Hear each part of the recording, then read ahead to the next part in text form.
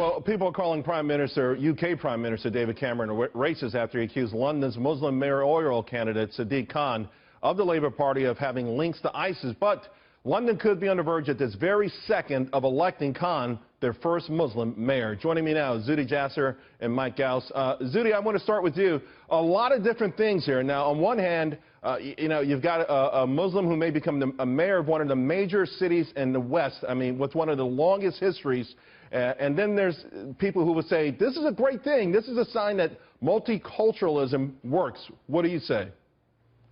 Well, absolutely. If he happens to be Muslim, that's great. That is a sign that multiculturalism works and that we have a fabric of community involved in politics. But this is not just any old Muslim. This is an Islamist. If you look at his history, he supported the waiving of Louis Farrakhan's inability to come to Britain. Over 15 years, he was banned. He defended him. He's defended Islamists at Cage, an organization which is ridiculed because of its support of ISIS sympathizers like Mzawi and others.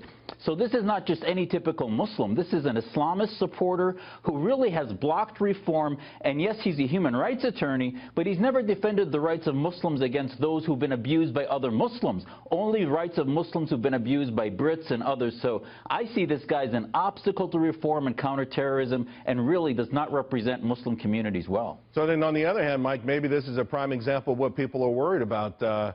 Eventually, such an overwhelming Muslim population coming in and inserting their own, first in positions of power, and then later on perhaps chipping away at cultural norms. What do you see? Well, this is the biggest historical night tonight in the UK. This is the first time after the United States, democracy has really been coming to the United Kingdom.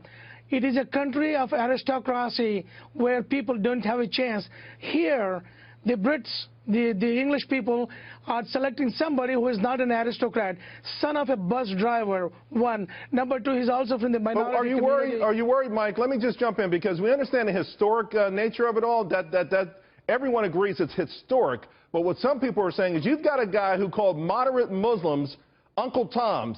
Is that who really you want to be the representative? Is that who you want to be the first Muslim leader of a Western city? Is he going to be the right person? Because if he fails, and if he proves himself to be something of a firebrand and someone who's not about inclusion, then I think it hurts your cause. Charles, he has gone through the vetting process. It just didn't happen overnight. He has gone through the process of election. And finally, the election process, people have elected him. What's wrong with it? Let democracy prevail. Democracy in any form is democracy. When people elect him, let him be elected mayor of London. He may have some.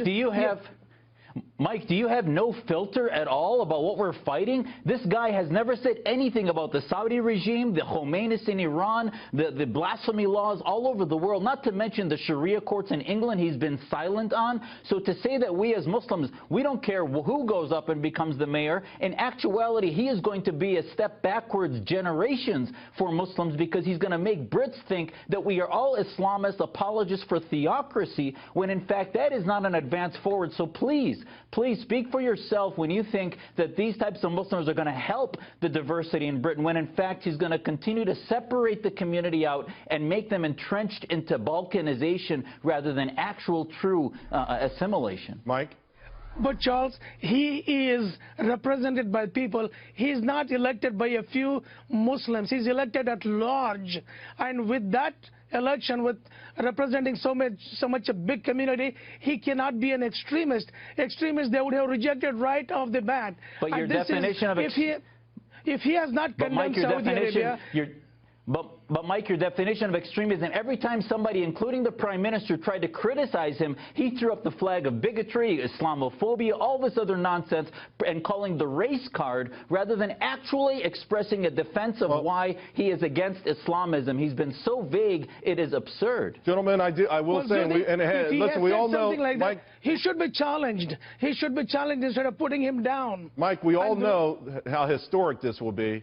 And we all know that people will be watching very closely. London, one of the great cities of the world. If this guy messes it up, he messes it up for a long time. I appreciate both of you. I'm proud of the democracy. This is the biggest sign of democracy. Thank you. And I'm very proud of this. Thanks a lot, Mike. Thanks.